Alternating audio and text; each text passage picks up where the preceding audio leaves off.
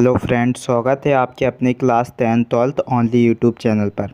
तो आज बात करने वाले हैं सिंधु घाटी या हड़प्पा सभ्यता की। इसे सिंधु घाटी सभ्यता भी कहते हैं या हड़प्पा सभ्यता के नाम से भी जाना जाता है। और इसके काल की हम बात करें तो इसका काल कहा जाता है 2500 ईसा पूर्व से 1750 ईसा पूर्व के बीच का जो काल रहा है 2500 ईसा पूर्व से और 1750 ईसा पूर्व के बीच के काल को हम सिंधु घाटी सभ्यता या हड़प्पा सभ्यता कहा जाता है। तो ये बहुत इम्पोर्टेंट वीडियो होने वाला है क्योंकि इसमें हम सिंधु घाटी सभ्यता की बात करने वाले हैं।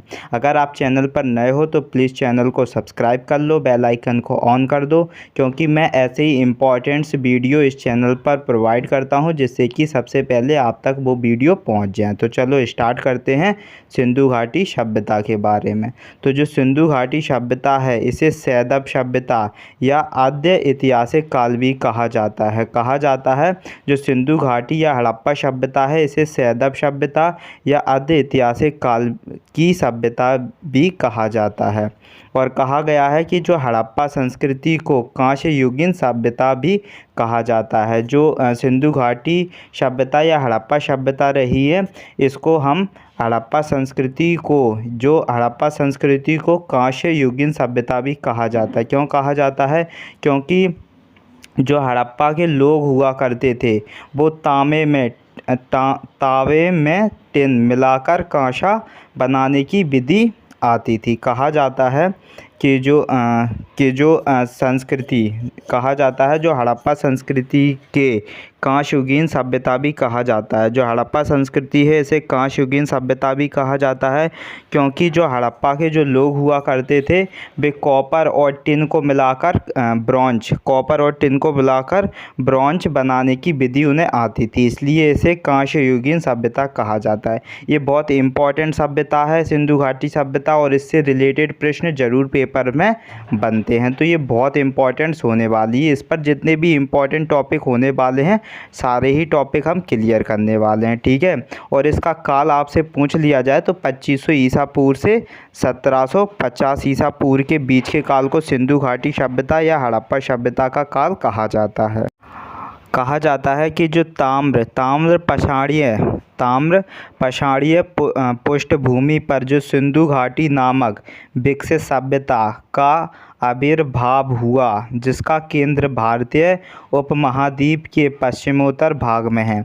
कहा जाता है जो ताम्र पक्षाणिक पृष्ठभूमि जो मिली थी उस पर जो सिंधु घाटी नामक एक विकसित सभ्यता का आविर्भाव हुआ वो कहाँ पर है? वो जिसका केंद्र भारतीय उपमहाद्वीप के पश्चिमोत्तर भाग में है। तो कहा जाता है कि जो ताम्र पक्षाणिक कहा जाता है जो चैल्कोलिथिक जो एज थी उसका जो पृष्ठभूमि पर सिंधु घाटी नामक एक विकसित सभ्यता का आविर्भाव हुआ है। एक विकसित सभ्यता का क्या हुआ? आविर्भाव हुआ है और जिसका केंद्र भारतीय उपमहाद्वीप के पश्चिमोत्तर भाग में है। जिसका जो केंद्र रहा है वो उपमहाद्वीप के कहाँ पर है? पश्चिम भाग पर है। किस पर है? पश्चिमोत्तर भाग पर है। और कहा जाता है हड़प्पा के टीले का सर्वप्रथम उल्लेख 1826 ईसा में चार्ल्स मैसन द्वारा किया गया। कहा जाता है जो हड़प्पा टीले का सर्वप्रथम उल्लेख 1826 में कब? 1826 में चार्ल्स मैसेंस द्वारा किया गया था। कहा जाता है जो हड़प्पा का जो टीले था उसका सबसे पहले जो उल्लेख किया गया था वो 1826 ईसा में। कब? 1826 ईसा में। किसके द्वारा? चार्ल्स मैसन द्वारा किया गया, ठीक है। और कहा जाता है कि कहा जाता है कि जो एक प्राचीन उन्नत सभ्यता का रहस्योद्घाटन 1856 में कराची और लाहौर के बीच रेल पटरी बिछाने के दौरान हुआ, जब जॉन ब्रेंटन और विलियम ब्रेंटन नामक अंग्रेज़ों ने दो प्राचीन नगरों हड़प्पा और मोहनजोदड़ो का पता लगाया। तो कहा जाता है कि हड़प्पा और मोहनजोदड़ो का पता किसके अनुरूप लगा है? तो जो प्राचीन उन्नत में इन दोनों का पता 1856 में जो कराची और लाहौर कराची और लाहौर के बीच रेल पटरी बिछाने के दौरान। जब कराची और लाहौर के बीच रेल पटरी बिछाई जा रही थी 1856 में, तब जॉन ब्रेंटन और विलियम ब्रेंटन नामक दो अंग्रेज थे, उनके द्वारा दो प्राचीन नगरों हड़प्पा और मोहनजोदड़ो का पता लगाया गया था। ठीक है, और कहा जाता है इस सभ्यता का नाम हड़प्पा संस्कृति इसलिए पड़ा क्योंकि 1921 में जो पाकिस्तान के पंजाब प्रांत में स्थित हड़प्पा मोंटगोमरी जिला नामक स्थल पर ही सर्वप्रथम दयाराम सैनी और माधव स्वरूप बादशाह के नेतृत्व में इसका क्या हुआ था, उत्खनन कार्य किया गया था। तो कहा जाता है कि हड़प्पा सभ्यता को हम हड़प्पा सभ्यता क्यों कहते हैं या हड़प्पा संस्कृति क्यों कहते हैं, क्योंकि इसका पता किसने लगाया था। कहा जाता है जो 1921 में पाकिस्तान के पंजाब प्रांत में स्थित हड़प्पा, जिसे मोंटगोमरी जिला में, हड़प्पा कहाँ है, मोंटगोमरी जिला में है, नामक स्थल पर जो सर्वप्रथम दयाराम सैनी और माधव स्वरूप बादशाह के नेतृत्व में उत्खनन किया गया था। ठीक है, और इस प्राचीन सभ्यता के दूसरे महत्वपूर्ण स्थल मोहनजोदड़ो, जिसे मृतकों का टीला भी कहा जाता है, में उत्खनन कार्य 1922 में किसके द्वारा, राखल दास बनर्जी के नेतृत्व में आरंभ हुआ था, जो वर्तमान पाकिस्तान के सिंधु प्रांत के लारकाना ज़िले में स्थित है। तो आपसे ये प्रश्न बन जाते हैं, ये बहुत इंपॉर्टेंट है हड़प्पा सभ्यता के, कि हड़प्पा सभ्यता की खोज या उत्खननकर्ता कौन है, तो दयाराम सैनी और माधव स्वरूप बादशाह के नेतृत्व में उत्खनन कार्य किया गया था। और आपसे ये पूछ लिया जाए कि मोहनजोदड़ो का जो बोले तो मोहनजोदड़ो सभ्यता का जो खोजकर्ता कौन है, तो राखल दास बनर्जी, और इसका उत्खनन 1922 में हुआ, और मोहनजोदड़ो को मृतकों का टीला भी कहा जाता है। ठीक है, और जो वर्तमान मोहनजोदड़ो कहाँ है, पाकिस्तान के सिंध प्रांत के लारकाना ज़िले में स्थित है। ठीक है, ऐसे प्रश्न आपसे इम्पोर्टेंट्स हैं, ये बन जाते हैं। ठीक है, आपसे ये पूछ लिए जाएंगे। आगे बात करते हैं कि जो युक्त दोनों स्थानों पर, कहा जाता है युक्त दोनों स्थानों पर मोहनजोदड़ो और हड़प्पा सभ्यता दोनों स्थानों पर संयुक्त उत्खनन कार्य के पश्चात भारतीय पुरातत्व विभाग के तत्कालीन महानिदेशक सर जॉन मार्शल ने 1924 ईसा में सिंधु सभ्यता, जिसे कांस्ययुगीन कहा जाता है, नामक एक उन्नत नगरीय व्यवस्था की खोज की विधिवत घोषणा की थी। तो कहा जा सकता है कि युक्त दोनों स्थानों पर जो संयुक्त उत्खनन कार्य के पश्चात जो भारतीय के पुरातत्व विभाग के तत्कालीन महानिदेशक कौन थे, सर जॉन मार्शल थे। उन्होंने 1924 ईसा में सिंधु सभ्यता, जिसे कांस्ययुगीन सभ्यता भी कहा जाता है, नामक एक उन्नत नागरिक व्यवस्था की खोज की विधिवत घोषणा की थी कि ये क्या हो गई, इसकी हमने खोज कर ली है। ठीक है, ये किसके द्वारा, सर जॉन मार्शल के द्वारा 1924 ईसा में सभ्यता नामक एक उन्नतिक नागरिक व्यवस्था की खोज की विधिवत घोषणा की गई थी। और कहा जाता है बाद में जो जे.एफ. मैके ने 1927 ईसा से 1931 ईसा तक, तथा जी.एफ. डेल्स ने 1963 ईसा में मोहनजोदड़ो में उत्खनन कार्य किया। तो कहा जा सकता है ये दोनों ही इम्पोर्टेंट्स प्रश्न हैं। आपसे अगर अंदर से प्रश्न पूछेगा घुमा के, तो आपसे ये प्रश्न ज़रूर पूछ सकता है कि जो दोनों कहा जाता है हड़प्पा और मोहनजोदड़ो के जो दोनों स्थानों पर जो संयुक्त उत्खनन कार्य के पश्चात भारतीय पुरातत्व विभाग के महानिदेशक जो सर जॉन मार्शल ने 1924 में सिंधु सभ्यता नामक एक उन्नत नागरिक व्यवस्था की खोज की विधिवत घोषणा की थी कि 1927 में हमने क्या किया है, सिंधु सभ्यता की खोज कर ली है। और कहा जाता है कि बाद में जे.एफ. मैके, किसके द्वारा, जे.एफ. मैके ने 1927 से 1931 ईसा के बीच तक, तथा जी.एफ. डेल्स ने 1963 ईसा में मोहनजोदड़ो में उत्खनन कार्य किया। ठीक है, मोहनजोदड़ो में उत्खनन कार्य कब से कब तक के बीच किया था, जे.एफ. मैके ने किया था 1927 से 1931 के बीच में, और जी.एफ. जीएफ डेल्स ने किया था 1963 में, मोहनजोदड़ो का उत्खनन कार्य। अब आगे बात करेंगे कि जो पिगट, किसकी बात कर रहा हूँ, पिगट की बात कर रहा हूँ। तो पिगट ने हड़प्पा एवं मोहनजोदड़ो को एक विस्तृत साम्राज्य की जुड़वा राजधानियाँ बताया। कहा जाता है जो पिगट थे, जो पिगट ने हड़प्पा एवं मोहनजोदड़ो को एक विस्तृत साम्राज्य की जुड़वा राजधानियाँ बताया। किसने? पिगट ने। ठीक है, आपसे ये पूछ लिया जाएगा कि जुड़वा राजधानियाँ किसे बताया है और किसने बताया। तो हड़प्पा और मोहनजोदड़ो को एक विस्तृत साम्राज्य की जुड़वा राजधानियाँ बताया है और पिगट ने बताया। किसने बताया है भाई? पिगट ने बताया। किसने? पिगट ने बताया। किसने बताया? पिगट ने। और कहा जाता है कि वैसे तो हड़प्पा सभ्यता का केंद्र पंजाब और मुख्य सिंध घाटी में है, लेकिन सेंदप सभ्यता दक्षिण और पूर्व में बलूचिस्तान, गुजरात, राजस्थान, हरियाणा, पश्चिमी में उत्तर प्रदेश, जम्मू और उत्तरी अफगानिस्तान तक क्या है? विस्तृत है। क्या? हड़प्पा सभ्यता। कहा जाता है जो हड़प्पा सभ्यता है इसका केंद्र पंजाब और सिंध में है और मुख्यतः एक सिंध घाटी पर है, जो हड़प्पा सभ्यता। लेकिन सेंदप सभ्यता के दौरान दक्षिण और पूर्व में बलूचिस्तान, गुजरात, राजस्थान, हरियाणा और पश्चिमी में उत्तर प्रदेश, जम्मू और उत्तरी अफगानिस्तान तक विस्तृत है। क्या? हड़प्पा सभ्यता।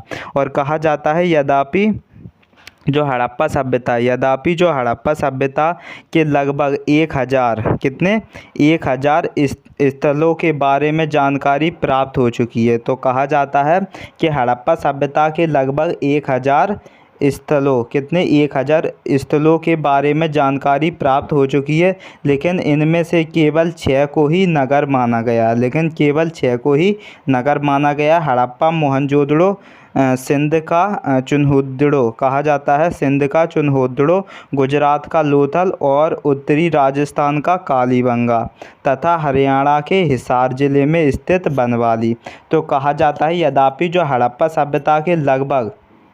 सभ्यता के कितने? लगभग 1000 स्थलों के बारे में जानकारी प्राप्त हो चुकी है, लेकिन इनमें से केवल 6, याद रखना बहुत इंपॉर्टेंट है ये, केवल 6 नगरों को ही माना जाता है। कौन कौन से 6 नगरों को? हड़प्पा को, मोहनजोदड़ो और सिंध का चुन्होदड़ो, गुजरात का लोथल, उत्तरी राजस्थान का कालीबंगा और हरियाणा के हिसार जिले में स्थित बनवाली। इन 6 नगरों को ही माना जाता है। ठीक है, कहा जाता है कि हड़प्पा सभ्यता में लगभग 1000 स्थलों के बारे में जानकारी प्राप्त है, लेकिन केवल 6 को ही नगर माना जाता है। ठीक है, और आगे हम बात करें कि जो त्रिभुजाकार की बात करें कि त्रिभुजाकार हड़प्पा संस्कृति का समुच्चय क्षेत्रफल कितना है? तो क्षेत्रफल कहा जाता है कि जो त्रिभुजाकार जो हड़प्पा संस्कृति का है, तो उसे समुच्चय क्षेत्रफल कितना माना जाता है?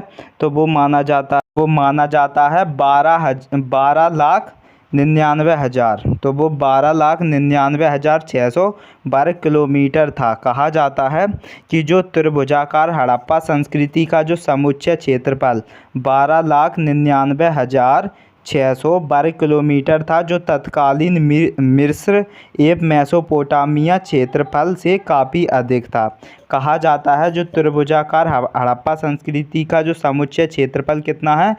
12,99,600 वर्ग किलोमीटर था, जो तत्कालीन मिस्र और मेसोपोटामिया क्षेत्रफल से काफ़ी अधिक था। और जो सिंधु सभ्यता का जो विस्तार भारत एवं पाकिस्तान में लगभग 1500 स्थलों पर पाया जाता है। जो सिंधु सभ्यता का विस्तार है वो भारत और पाकिस्तान में, जो सिंधु सभ्यता का विस्तार बताया गया है भारत और पाकिस्तान में लगभग 1500 स्थलों पर पाया गया है। किसका? सिंधु घाटी सभ्यता का जो विस्तार। और वो किस प्रकार पाया गया है, ये बहुत इंपॉर्टेंट है। ये मैप टाइप में जो दिया रखा है ये बहुत इंपॉर्टेंट है, आपसे पूछ लिया जाएगा कि हड़प्पा सभ्यता पूरब में पूछ ले ईस्ट की ओर, तो वो उत्तर प्रदेश के आलमगीरपुर में है, उत्तर प्रदेश के आलमगीरपुर में है उत्तर प्रदेश को। और पश्चिम में पूछ लिया जाए तो पश्चिम में पाकिस्तान के सुतकांगेडोर में है, सुतकांगेडोर में है, सुतकांगेडोर में। और आपसे उत्तर की ओर पूछ लिया जाए, नॉर्थ की ओर, तो नॉर्थ कश्मीर में मांडा में, कश्मीर के मांडा में है, ठीक है, कश्मीर का मांडा और कहा जाता है। और साउथ की रीजन दक्षिण में पूछ लिया जाए तो महाराष्ट्र का जो क्या है, महाराष्ट्र का जो दायमाबाद है उसे कहा जाता है। तो इस प्रकार आपसे ये क्षेत्रफल पाए जाते हैं। आपसे ये इम्पोर्टेंट से पूछ लिया जाएगा कि सिंधु सभ्यता का जो विस्तार भारत एवं पाकिस्तान में लगभग 1500 स्थलों में पाया जाता है। और कुछ इस प्रकार का मैप दिया गया होगा कि आपसे पूछ लिया जाएगा उत्तर में किस जगह पर पाया जाता है, तो आलमगीरपुर में पाया जाता है। और आपसे पश्चिम में पूछ लिया जाएगा तो पश्चिम में पाकिस्तान के सुतकांगेडोर में पाया जाता है। और आपसे नॉर्थ की ओर पूछ ले, उत्तर की ओर, तो कश्मीर के मांडा में पाया जाता है हड़प्पा सभ्यता का स्थल। और कहा जाए आपसे साउथ दक्षिण में पूछ लिए तो महाराष्ट्र के दामाबाद में पाया जाता है, महाराष्ट्र के दामाबाद में पाया जाता है। इस प्रकार आपसे हड़प्पा सभ्यता के स्थलों के बारे में पता लग जाएगा। और आगे बात करें कि जो कालीबंगा है, कालीबंगा और बनवाली में, कालीबंगा और बनवाली में हड़प्पा पूर्व और हड़प्पा कालीन संस्कृतियों का प्रमाण मिलता है। कहा जाता है कालीबंगा और बनवाली में हड़प्पा के पूर्व और हड़प्पा कालीन संस्कृति का प्रमाण मिलता है। यहाँ बिना पकी ईंटों के चबूतरे और सड़कों और तथा नालियों के अविशेष हड़प्पा युगीन हैं। तो कहा जाता है जो कालीबंगा और बनवाली में जो हड़प्पा, कालीबंगा और बनवाली, किसकी बात कर रहा हूँ, कालीबंगा और बनवाली में जो हड़प्पा पूर्व और हड़प्पा कालीन की संस्कृतियों का प्रमाण मिलता है। कहाँ पर, कालीबंगा और बनवाली में, क्योंकि यहाँ पर पकी ईंटों के चबूतरे, बिना पकी, कैसी, जो कच्ची टाइप में होती है मिट्टी की, तो बिना पकी ईंटों के चबूतरे और सड़कों और नालियों के अवशेष हड़प्पा युगीन के मिलते हैं। कहाँ पर, कालीबंगा और बनवाली में, कालीबंगा और बनवाली में। इसीलिए इसे हड़प्पा के पूर्व और हड़प्पा कालीन की संस्कृति का प्रमाण मिलता है। कहाँ पर, कालीबंगा में, ठीक है। इस प्रकार ये हो। और कहा जाता है जो सुतकांगेडोर और सुरकोतदा की बात करें कि सुतकांगेडोर और सुरकोतदा जैसे समुद्र तटीय नगरों में भी इस सभ्यता के उन्नत रूप के दर्शन मिलते हैं, जहां नगर दुर्ग प्राप्त होते हैं। कहा जाता है जो सुतकांगेडोर और सुरकोतदा जैसे जो समुद्र तटीय नगरों में भी इस सभ्यता के उन्नत रूप के दर्शन मिलते हैं, जहां नगर दुर्ग प्राप्त होते हैं। और गुजरात के काठियावाड़ प्रायद्वीप में स्थित रंगपुर और रोजड़ी नामक स्थलों में इस सभ्यता की क्या है, उत्तर अवस्था का संकेत मिलता है। कहा जाता है गुजरात के काठियावाड़ प्रायद्वीप में स्थित क्या, रंगपुर और रोजड़ी नामक स्थलों में इस सभ्यता की क्या, उत्तर अवस्था का संकेत मिलता है। और जो प्रथम नगर नियोजन की बात करें, प्रथम नगर नियोजन, तो हड़प्पा संस्कृति की जो सर्वोत्कृष्ट विशेषता इसका नगर नियोजन है। कहा जाता है जो प्रथम नगर नियोजन की बात करें तो प्रथम जो नगर नियोजन है वो हड़प्पा संस्कृति की जो सर्वोत्कृष्ट विशेषता इसका क्या है, नगर नियोजन है। और कहा जाता है कि हड़प्पा और मोहनजोदड़ो दोनों ही नगरों के अपने दुर्ग थे, जहां संभवतः शासन वर्ग के सदस्य रहते थे। कहा जाता है कि जो हड़प्पा और मोहनजोदड़ो की बात करें तो हड़प्पा और मोहनजोदड़ो जो थे वो दोनों ही नगर अपने में क्या थे, दुर्ग थे, जहां पर संभवतः शासक वर्ग के सदस्य रहते थे। और जो प्रत्येक नगर में दुर्ग के बाहर निचले स्तर पर ईंटों के मकानों वाला नगर बसा था। कहा जाता है प्रत्येक नगर में दुर्ग के बाहर निचले स्तर पर ईंटों के मकानों वाला नगर बसा था। और एलेक्जेंडर और कनिंघम को भारतीय पुरातत्व का जनक कहा जाता है। तो जो अलेक्जेंडर था, अलेक्जेंडर कनिंघम को क्या कहा जाता है? भारतीय पुरातत्व का क्या कहा जाता है? जनक कहा जाता है। भारतीय पुरातत्व का जनक कहा जाता है क्योंकि भारतीय पुरातत्व सर्वेक्षण संस्कृति मंत्रालय के अधीन एक विभाग है। जो भारतीय पुरातत्व सर्वेक्षण होता है वो संस्कृति मंत्रालय के अधीन एक विभाग होता है। क्या?